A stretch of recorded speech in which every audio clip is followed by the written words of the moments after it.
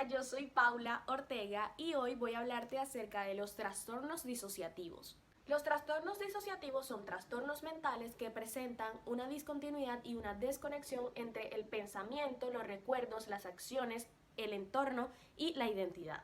Estos aparecen con frecuencia como consecuencia de traumas. En el DSM-5, los trastornos disociativos se sitúan después de los trastornos relacionados con traumas y factores de estrés, pero no como parte de ellos. Esto señala una estrecha relación entre ambos. El trastorno de estrés agudo y el trastorno de estrés postrauma presentan síntomas disociativos como lo son la amnesia, el entumecimiento, los flashbacks y la despersonalización o desrealización.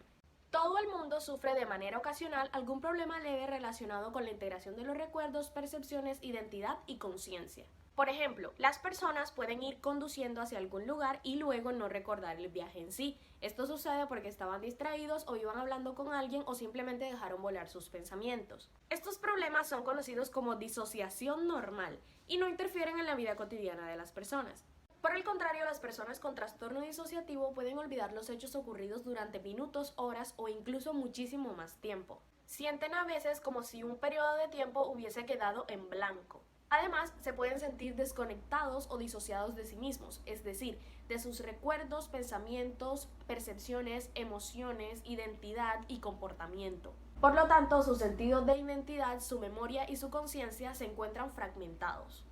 El criterio A del trastorno de identidad disociativo supone que la persona debe tener una disrupción en la identidad que se caracteriza por dos o más estados distintos de personalidad. En algunas culturas esto puede describirse como una posesión. Además, la disrupción en la identidad incluye una seria discontinuidad en el sentido de identidad y de pertenencia, acompañado por alteraciones en el afecto, conducta, conciencia, memoria, percepción, cognición y funcionamiento sensorial y motor. Cabe aclarar que estos signos o síntomas pueden ser reportados por la persona o por otros. Además, debe presentar vacíos recurrentes para recordar la información personal, eventos cotidianos, eventos traumáticos o importantes que no son de normal olvido. Los síntomas deben presentar malestar clínico y afectar las áreas del funcionamiento global. La alteración no debe ser una parte normal de las prácticas culturales y religiosas. Los papitos y mamitas deben tener cuidado de no confundir estos síntomas con un amigo imaginario u otro juego fantasioso. Los síntomas no deben encontrar explicación en el consumo de una sustancia o cualquier otra afección médica. El abuso físico y sexual en la infancia y adolescencia se asocia con un riesgo de diagnóstico de TID y el abuso continuo expone a estas personas a un peor pronóstico. El criterio A de la amnesia disociativa supone una incapacidad para recordar información autobiográfica importante, normalmente de naturaleza estresante o traumática, que no es congruente con un olvido normal. Importante aclarar que la amnesia disociativa es una amnesia selectiva. En la amnesia generalizada puede ser de identidad o de historia personal. Los síntomas deben causar malestar significativo y afección en las áreas del funcionamiento global. Debemos tener en cuenta que los síntomas no son el resultado de afecciones médicas ni del consumo de sustancias. La alteración no se puede explicar como un trastorno de estrés agudo, de estrés postrauma, de identidad disociativo, síntomas somáticos o neurocognitivo mayor o leve. Debe anotarse si se trata de una amnesia disociativa con o sin fuga disociativa. La fuga disociativa es caracterizada por un viaje súbito y deambulante lejos del hogar y deambulación desconcertada. Como puede durar horas, puede durar meses. El trastorno por despersonalización consiste primeramente en la recurrente sensación de ser un espectador de los procesos psicológicos y el cuerpo propio, o por ser un observador externo del ambiente. Por ejemplo, la sensación de estar en un sueño. Durante estas experiencias existe intacta prueba de la realidad. Ocasiona malestar significativo y disfunción en las áreas del funcionamiento global. La sintomatología no se puede atribuir a una afección médica o al consumo de sustancias. No puede ocurrir dentro de otro trastorno mental como la esquizofrenia, el trastorno de pánico, otro trastorno disociativo o estrés agudo. Aproximadamente la mitad de todos los adultos han experimentado alguna vez en su vida un episodio de despersonalización o desrealización.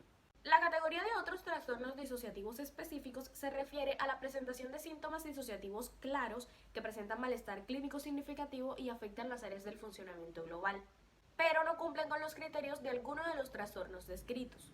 Algunos ejemplos que podrían ser asignados a esta categoría son síndromes crónicos y recurrentes de síntomas disociativos mixtos. Se asocia a las interrupciones de la identidad no demasiado intensas o alteraciones alteraciones en la identidad en individuos con amnesia no disociativa. Alteración de la identidad debido a la persuasión coercitiva intensa y prolongada. Acontecimientos como el adoctrinamiento en cautiverio pueden causar cambios prolongados en la identidad o duda consciente de esta. Reacciones disociativas agudas ante eventos estresantes.